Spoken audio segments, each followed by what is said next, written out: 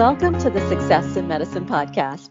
I'm Dr. Rajani Katta, author of The Medical School Interview, and I'm here with my co-author and partner, Dr. Samir Desai. And on today's episode, we wanted to talk about a factor that's extremely important in the medical school admissions process, and that is the medical school interview. So Samir, I want to jump right in. How important is the medical school interview in the entire admissions process? That's a great question, Rajani. It's something that I get asked a lot by not only students, but parents. And what I tell them is that the medical school admissions interview is incredibly important. And I often point them to the different medical school websites where they can see the type of language that medical schools use to describe the importance of the interview. So what I'd like to do is give you an example, and I'm taking this directly from the Ohio State University College of Medicine website, and I quote, "Even students with excellent credentials and a chance to one day become a great physician can end up missing out on their medical school dream with poor interview skills." You know, I've spoken and you've spoken to a lot of medical school applicants and even their parents. And we've noticed that there are a lot of misconceptions about the importance of the interview. Can we talk about that more?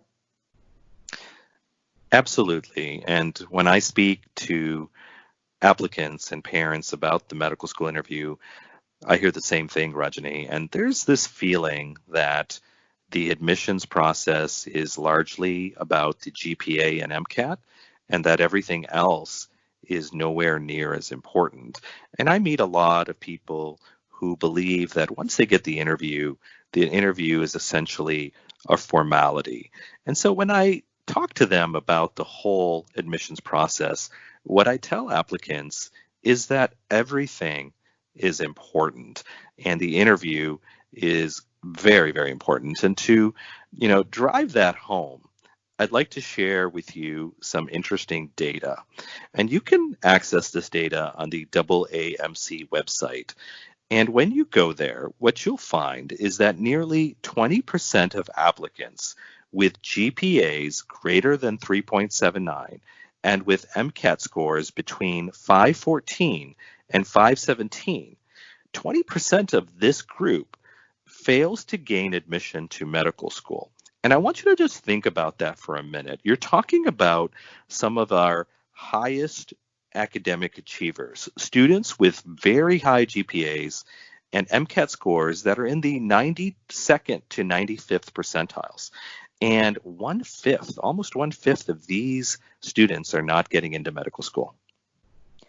I remember when I first heard that statistic, I was really astounded because there is a common perception that if you are able to get that high GPA and that high MCAT score, that you should be into medical school. But, just rephrasing what you just said, I mean, it really is astounding because you and I both know what it takes to get a GPA that's a 3.8 or above.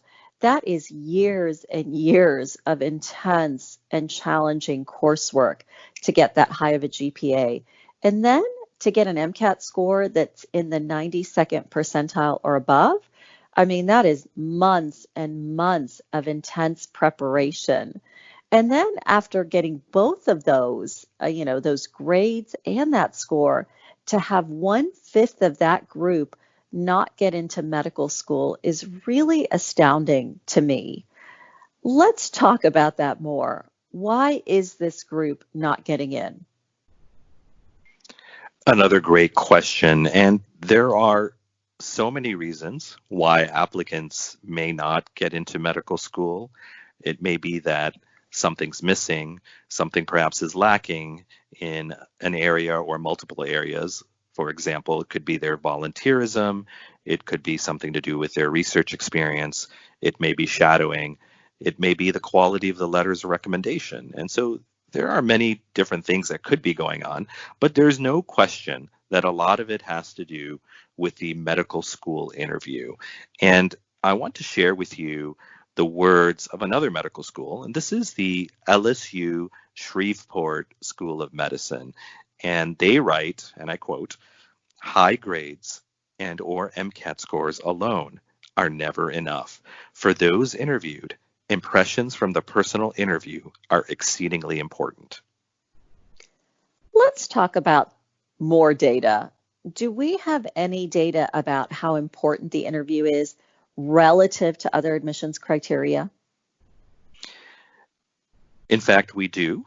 And a few years ago, the AAMC conducted a survey where they asked medical schools, what criteria do you use to make decisions about whom you will extend offers to after the interview?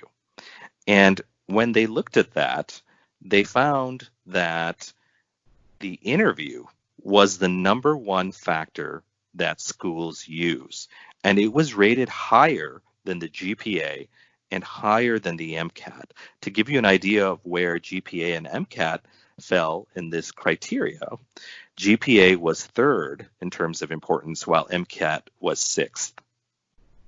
So I'm going to rephrase that for our listeners, because one thing that's really important to recognize here is that there's really two parts of the admissions process. So the first part is getting your foot in the door, being asked to come interview at a school. And in order to get your foot in the door, you have to have that GPA and you have to have that MCAT score. That gets you through the door. But once you're in that office, there's a different weight given to admissions criteria. So once you've gone through the interview, there are a different set of factors that the medical school admissions committee is going to use to decide who is actually accepted to medical school. And out of that pool of applicants that they've interviewed, the number one factor then is their interview performance. GPA becomes third in importance, and your MCAT score becomes sixth in importance. So I think that's really surprising data for a lot of the applicants that we speak to, really talking about the importance of the interview. But Samir, let's shift gears just for a moment, because I think a lot of students may wonder why the interview is so important. Because after all, as a physician, you have to make diagnoses, you have to make treatment decisions. And a lot of this is very intense. It requires the ability to master a large body of knowledge. So it would make sense that the GPA and the MCAT would be able to provide more insight into an applicant's ability in these areas.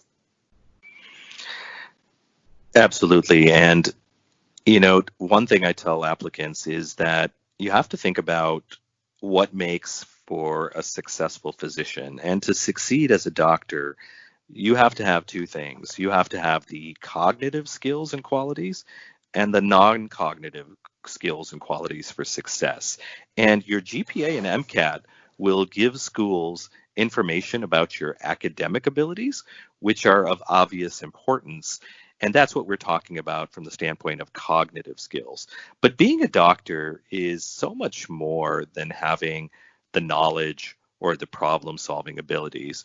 And to really feel that, I just want our listeners to think back to the times where they have visited their doctor. Perhaps it was a time when you weren't feeling well, or maybe you were accompanying your family member to the doctor's office. And so as you were going through that encounter and having that experience with a physician, you were thinking things, right? Your loved one was thinking something, and you may have had a chance to talk about it after the encounter. And it's likely that you weren't saying to each other or thinking to yourself, boy, this doctor is really good at making diagnoses. Instead, you were probably thinking that he's got a really good bedside manner, or she's really compassionate, or this doctor really took time to listen to me and to understand who I am and what I'm going through. And that feeling that you are getting, it's something that we see in study after study of patients who, when we inquire about their experience with the doctor, what we find is that they assume that the doctor is knowledgeable. So that overall feeling that they get is so much more about how that doctor makes them feel. Do they feel like the doctor cares about them? Do they feel that the doctor took time to listen? Were they engaged in the entire encounter? And for a doctor to provide what we call patient-centered care, it really requires the right set of non-cognitive skills and qualities. And while there are many ways to assess these non-cognitive skills and qualities, the interview is the chief means to do that. And that's why it's the most important criteria that medical schools use to make admissions offers to the students whom they interview. I think this really highlights why the medical school is so important. It really is that final hurdle, and the admissions committee really views it as such a valuable factor in making decisions. So I want to direct our listeners to our website, thesuccessfulmatch.com. And if you go to the podcast page, I am going to link to that data and those studies that we discussed in this episode. We also have a lot more resources available for applicants who are preparing for their interview. And if you sign up for our resources guide, we will be able to send you some examples of some of the common interview questions that are asked and some of the ways to approach that. And some of those are available on previous podcast episodes as well. So we have a lot more resources available on the website. So I would direct you there to follow up and to get more information about the medical school interview. So I am Dr. Rajani Katta here with Dr. Samir Desai, and we thank you for listening today to the Success in Medicine podcast.